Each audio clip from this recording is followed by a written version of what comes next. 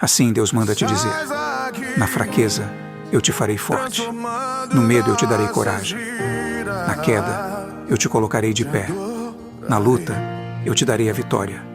Não importa o cenário ou situação, eu estarei.